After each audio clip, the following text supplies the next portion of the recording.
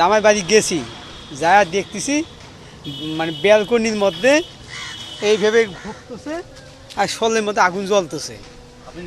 আমি নিজ চোখে দেখছি। এভাবেই শ্বশুর বাড়িতে মেয়ের উপর হওয়া নির্যাতনের বর্ণনা দিচ্ছেন এক অসহায় বাবা। রংপুর নগরীর ৩৩ নম্বর ওয়ার্ডের আব্দুল করিমের সঙ্গে ৩ বছর আগে ঘটা করে বিয়ে হয় রেজওয়ানা দিল আফরোজের। বিয়ের পর সংসারে আসে ফুটফুটে এক ছেলে সন্তান রাইয়ান ইসলাম। কিন্তু সেই স্বপ্নের সংসারই একসময় পরিণত হয় ভয়াবহ দুঃস্বপ্নে।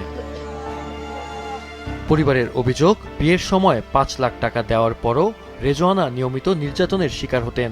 গত ৫ই জুন আরও ৬ লাখ টাকা যৌতুকের দাবিতে স্বামী ও তার পরিবারের সদস্যরা তাকে মারধর করেন। আর ৮ই জুন বিকেলে তার শরীরে কেরোসিন ঢেলে আগুন ধরিয়ে দেন স্বামী, ননদ ও ননদের জামাই সহ পরিবারের অন্যান্য সদস্যরা। আশঙ্কাজনক অবস্থায় রংপুর মেডিকেল কলেজ হাসপাতালে ভর্তি করা হলে পরে তাকে ঢাকা বার্ন ইনস্টিটিউটে স্থানান্তর করা হয়। সেখানে চিকিৎসাধীন অবস্থায় শুক্রবার তার মৃত্যু হয়। গাড়ি কিনছে, গাড়ির বাবদ ওরা 10 লাখ টাকা চাইছিল, ওখান থেকে দিতে পায় নাই, 3 লাখ টাকা দিছে। এখন মেয়ের বাবা মাংস নিয়ে গেছে, যাওয়ার পরে দেখে মেয়ের উপর অত্যাচার চলার পরে এখন ওরা ওর মেয়ের বাবাকে ধান ক্ষেতের মধ্যে নিয়ে যায়, বাচ্চাটা সহ নিজেরা গল্প করছে। এদিকে ওর ননদ, শাশুড়ি, স্বামী ঘরের মধ্যে এসিড লাগিয়ে দিয়ে পড়ছে। মোনালিসা হেভি ফ্লো 15 পিস প্যাকেটের সাথে 8 পিসের একটি প্যাকেট একদম ফ্রি। অনেক দিন থেকে এই ঝামেলাগুলো হচ্ছে, আমাদেরকে কেউ জানায় নাই। গত ঈদের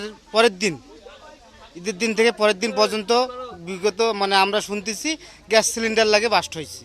কিন্তু পরবর্তীতে আমি মেডিকেল গেলাম, আমার বড় ভাই সহ মেডিকেল যাওয়ার পরবর্তীতে দেখতেছি মেডিকেলে গ্যাস সিলিন্ডারে না, ওটা আমি একটু যেভাবে হোক নিউজ পাইলাম বলে এটা আগুন অ্যাসিড নিক্ষেপ করে আগুন লাগানো হয়েছে। দেশবাসীর কাছে আমাদের একটা দাবি, সেটা হচ্ছে সুষ্ঠু একটা সমাধান চাই এবং সুষ্ঠু একটা বিচার চাই। এই ঘটনায় নিহত রেজওয়ানার বাবা বাদী হয়ে স্বামী আব্দুল করিম সহ 5 জনের বিরুদ্ধে মামলা দায়ের করেছেন। মেয়েকে যৌতুকের কারণে 6 লক্ষ টাকা ওরা চাইছে, আমি 3 লক্ষ টাকা দিচ্ছি আর দিতে পারি নাই দেখি ওরা সবাই মিলি বুদ্ধি করে আমার মেয়েকে যে অ্যাসিড লাগাইয়া পুড়িয়ে দিচ্ছে। ওই টাকা নিয়ে হয় গাইলে ফকরের বাচ্চা, ছোট লোকের বাচ্চা, টাকা দিয়ে পারে না, তার সব পুষ্প পুরি ফেলাবো এনতি করে হুমকি টুমকি সবসময় দিতে। হ্যাঁ, আমার সামনে কয়েকদিন কষ্ট, আমি ওরা জানি হাতে ইয়া করে, অত গুরুত্ব দেয়নি। সত্যি যে মারি ফেলে বেশিটা তো আমি। মামলার 5 আসামির মধ্যে ইতোমধ্যে 3 জনকে গ্রেপ্তার করেছে পুলিশ। বাকিদের ধরতে অভিযান চলছে বলে জানান পুলিশের এই কর্মকর্তা। 6-14 তারিখে গায়ে আগুন লেগে একটা মেয়ে আহত অবস্থা ঢাকা মেডিকেল কলেজে মৃত্যুবরণ করে। সেই ঘটনার প্রেক্ষিতে মেয়ের পিতা বাদী হয়ে মেয়ের স্বামী, শ্বশুর শাশুড়ি এবং আরও 2 জনকে